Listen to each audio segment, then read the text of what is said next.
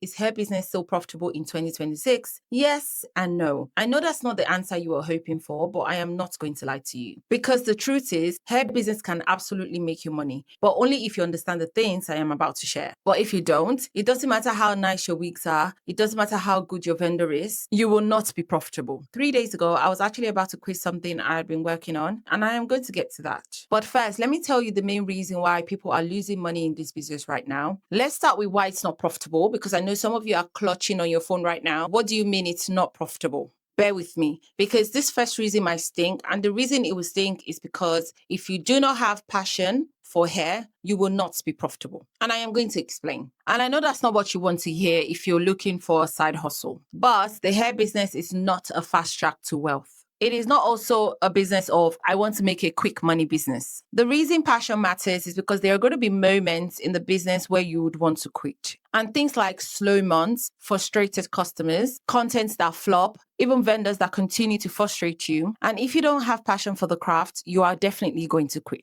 And this is because you will not want to push through, because the people that make money in this business are the ones that care about hair beyond money. And unfortunately, that has to be said. The second reason it's not going to be profitable is the reason that I learned the hard way in my first 6 months. I thought I was profitable. I really did. I was making sales, I was getting clients, and I was making wigs that looked good. But when I actually sat down and looked at my numbers, I was not profitable at all. And the reason for this was because I knew the skill strategy, but I had no knowledge about the business strategy. And there's a big difference. And I didn't even realize this until I started going downhill with profitability. The skill difference is what every one of us wants to get into. Like, you want to understand the skill, the hairstyling, the hair coloring, how to make your install seamless, how to give your client the most beautiful finish. And don't get me wrong, that is also important. But I believe the most important part of this is actually your business strategy. Business strategy can be things like the pricing. Understanding the pricing for any business is actually key to the success of that business. Also, things like marketing, knowing how to sell, knowing how to position your work, knowing how to create content for your products. For me, for my wig business, I do not believe in creating ads for my wigs. Looking at selling things organic for me was really essential, but I had zero knowledge at that time to make it successful. And I couldn't even run ads because at that time,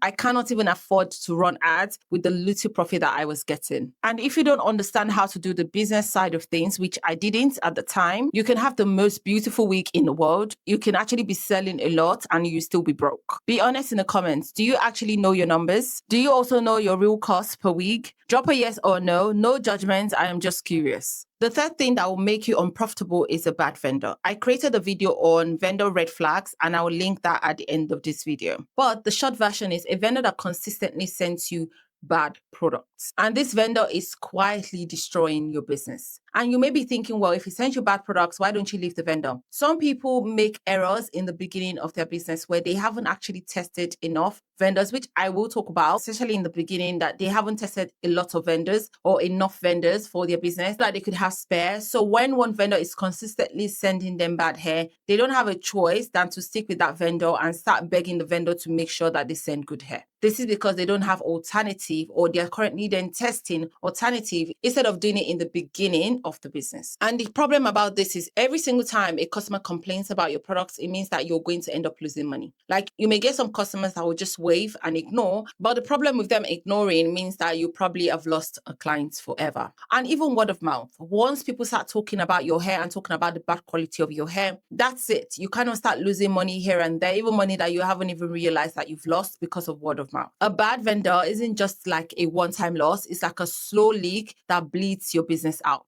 And honestly, this is exactly why I built Horis Aerial. Because most people in the business, especially if you're in the beginning of your business phase, you're thinking about pricing, you don't understand vendors, you don't understand coloring, you don't understand styling. There's so much that you want to learn in one go. And with nobody to ask, just to make sure you're doing it the right way, it becomes really exhausting. Inside Horis Hair Room, I cover things that will actually move the needle. Color technique, styling content, the business strategy that you really need to actually start making money. I also cover the skill strategy, because having both together makes sure that when you launch a business or when you do a relaunch of your hair business, you start seeing the results that you want to see. Plus, again, we don't want to be alone. So we do have live calls, live Q&A, all of these things so that you don't have to figure it out on your own. If that's what you need, if that's what you're looking for, link is in the description. If it's open, you can join. If not, you can go onto the waiting list and get notified when it reopens. Now, let me tell you the thing that almost made me quit 3 days ago, because this actually ties directly into if you're going to make it in this business. So 3 days ago, I was actually about to quit my 100 days challenge on YouTube. I was exhausted. I'm not seeing the result that I want to see, even though I know that I want to test this for 100 days. So I was telling my husband, I think I'm done. I'm just tired of all of this. I don't even care anymore. I'm not going to upload today. And he looked at me and said, you can't quit. You always tell people to be consistent. So why do you want to quit now? You teach this, so you have to do it yourself. I'm telling you all of this because I know that consistency is hard and it's also easier said than done. Everyone throws the word around, be consistent. You have to be consistent. And you're like, I'm consistently doing this, but I'm not consistently seeing the results I want to see. This is how I feel right now for this 100 days challenge. And the reason again why I'm bringing this up is this is going to happen in your hair business, especially in the beginning. You're going to be doing a lot of things, but you're not actually going to see any result. You may end up not seeing the result that you want to see. You're going to have wigs that nobody buys. You're going to have wigs that the content flops. The only thing that separates people that make it in this business from the people that quit is because they just kept going. And the thing that frustrates me is that I'm very good at my short form social media platform. I even teach people how to go viral.